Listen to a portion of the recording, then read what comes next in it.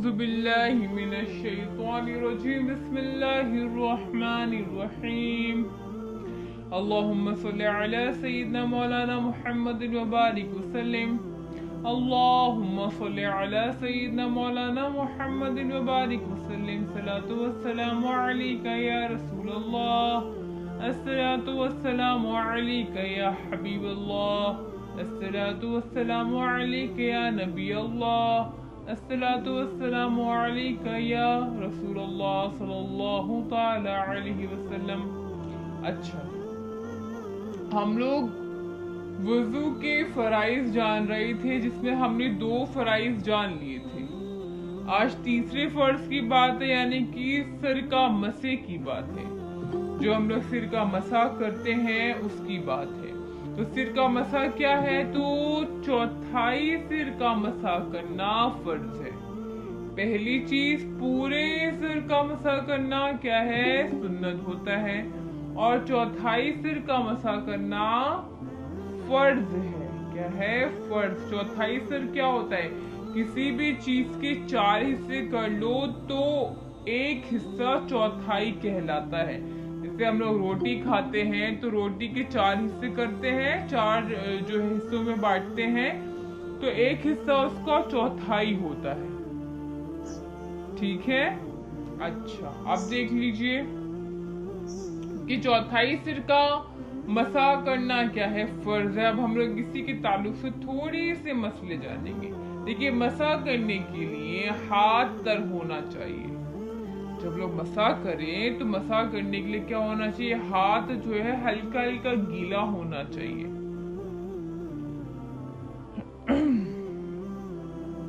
और आज़ा के धोने के बाद रह गई हो या नए पानी से हाथ तर कर लिया हो। कहने का मतलब क्या है कि मसा करने के लिए हाथ तर होना चाहिए। ख्वाह हाथ में तरी आज़ा के धोने के बाद रह गई हो या नए पानी से हाथ तर कर लिया हो। जैसे मान लीजिए मैं वुजू कर रही थी, मैंने वुजू करते करते हाथ धोए, अब मैंने वापस से अपने हाथ गीले करके सिर पे नहीं लगाए। मैंने क्या किया, जो मैंने हाथों को धोया ना, मैंने उन्हीं वो जो गीलापन पहले का था, मैंने उन्हीं से क्या किया, सिर का मसा कर लिया। तब भी मसा हो जाएगा अगर आपके हाथ इतने गीले हैं कि सिर का मसा हो सकता है तब। ठीक है, वरना ऐसा नहीं कि बस कर लिया।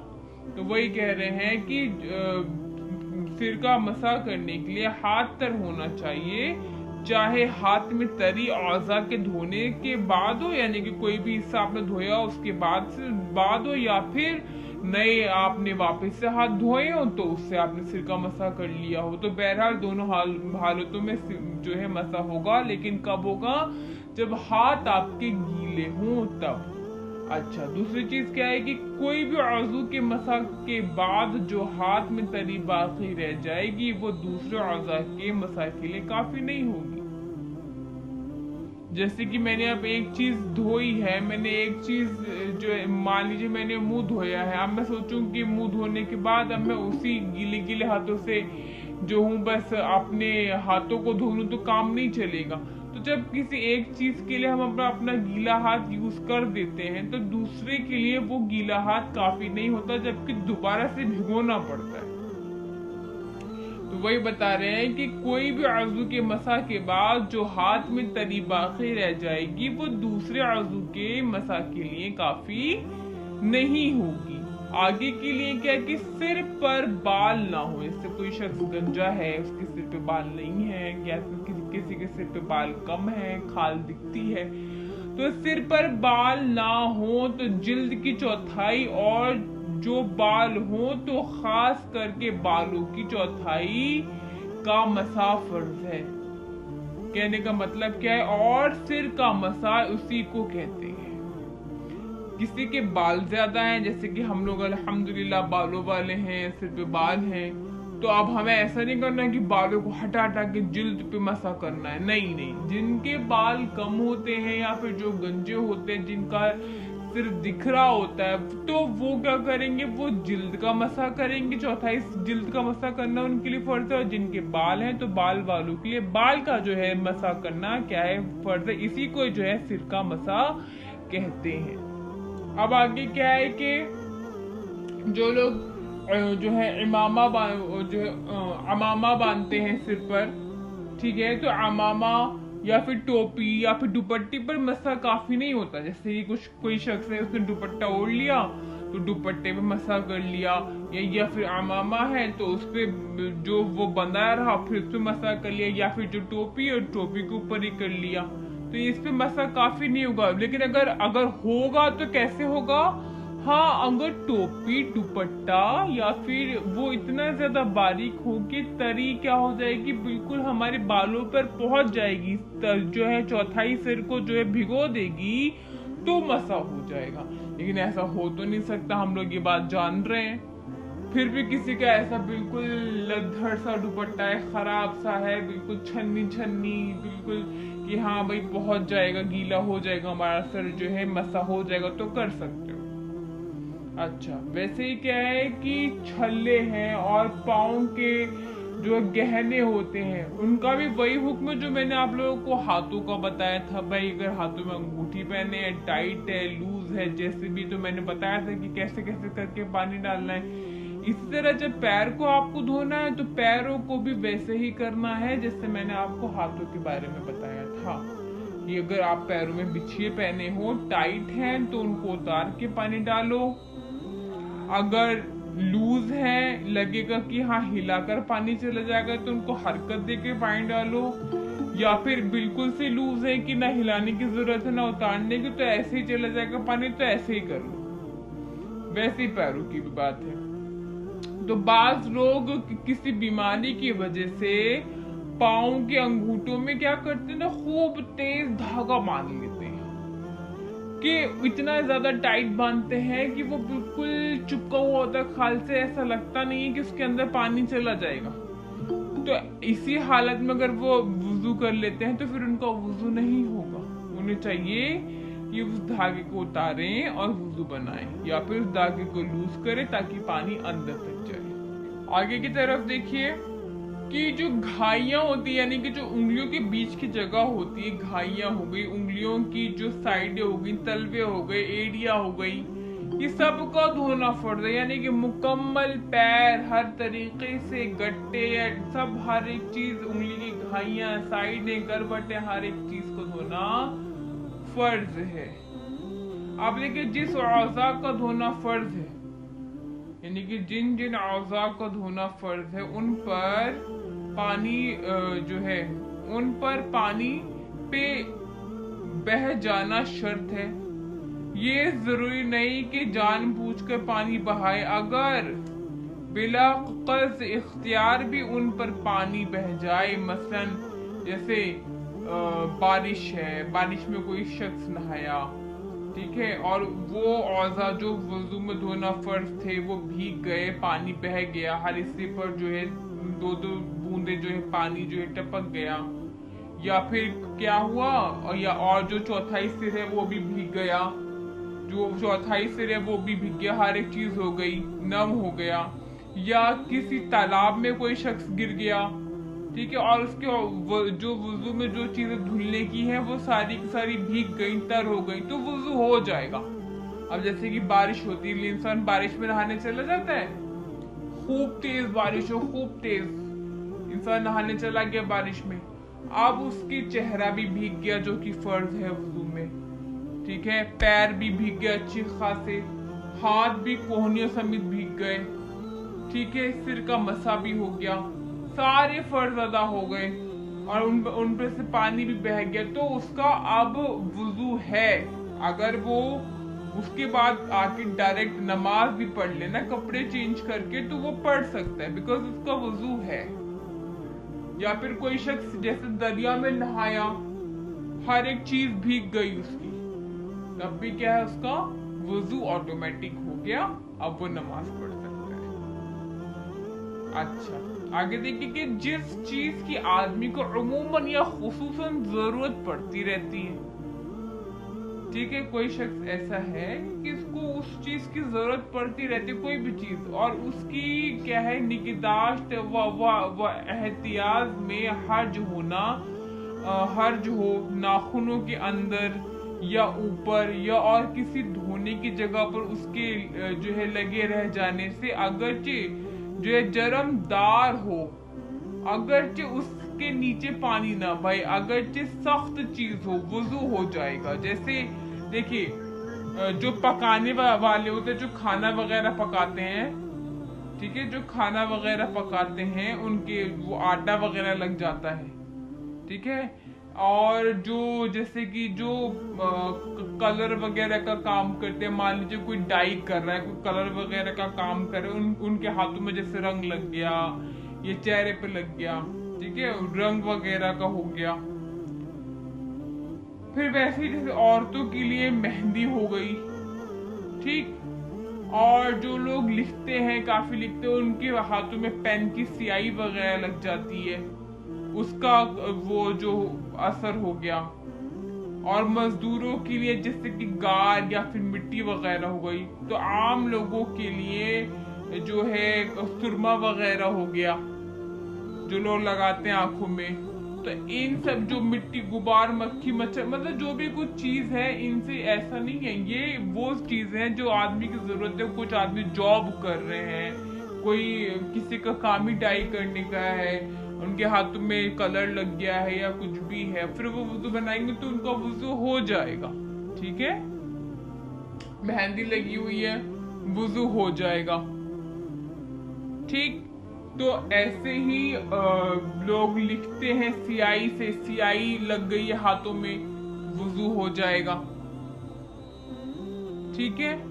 और वैसे ही मैंने जो अब जो खाना वगैरह बनाते, पकवैया वगैरह, उनके हाथ जो है आटे में रहते हैं, हर वक्त उनका खाने पीने का काम रहता है, आटा गूंथते हैं, बनाते हैं ये वो। अब गए कहीं कहीं एक दो जगह आटा लगा रह गया या कुछ भी है, तो उन्होंने वुजू किया, तब भी वुजू हो जाएगा। तो ये क्या है, ये वो चीजें हैं जिनकी आदमी को क्या है, मतलब खुसूसन जरूरत, यानी कि अमूमन आम जो है काम के जरिए और खुसूसन जो है जरूरत पड़ती रहती है। तो इन सब चीजों में क्या है, जो है वुजू हो जाएगा। अच्छा, अभी देखिए कि कोई भी ऐसी जगह है जहां पे छाला निकल आया, ठीक है, छाला निकल गया और वो सूख गया, मगर उसकी खाल जो है जुदा नहीं हुई, वो झड़ी नहीं। तो खाल जो है जुदा करके पानी बहाना जरूरी नहीं है, बल्कि उसी छाले की खाल पे पानी बहा लेंगे तो काफी हो जाएगा, वुजू हो जाएगा। फिर उसको जो है जुदा कर दिया, तो अब भी तो क्या है, तो तब भी क्या है, उस पर पानी बहाना जरूरी नहीं है। छाला है वो उसी से ही निकला है, वो हमारी स्किन ही है। अब देखिए, अब जैसे अब मछली है, मान लीजिए कोई शख्स ना पानी में गिर गया, अब मछली या मछली वगैरह जो उसके औज़ाब वुजू पर जो है चिपका रह गया,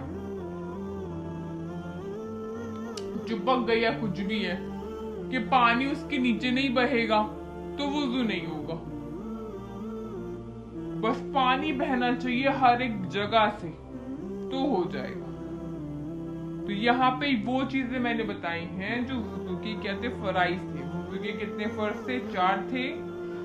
सबसे पहले क्या था? मुंह का धोना, उसके बाद कोहनियों समेत हाथों का धोना था, फिर सिर का मसा करना था, यानी कि चौथाई सिर का मसा करना था, और फिर पाँव को धोना था। ये 4 फराइज थे जो कि मैंने आप लोगों को ये तो बताए ही बताए, और इनके ताल्लुक से कुछ मसले भी बताए हैं। तो वो रिकॉर्डिंग में भी रिकॉर्ड है, किसी ने नहीं सुने हैं तो वो उसको जरूर सुनना, बहुत काम में आएंगे आप लोगों के।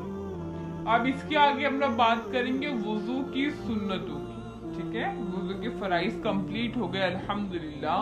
अब क्या है, वुजू की सुन्नतें की बात करेंगे। तो वुजू पर सवाब पाने के लिए हुक्म इलाही बजा लाने की नियत से वुजू करना जरूरी है, यानी कि सुन्नत है। अब कैसे नियत करना? जैसे कि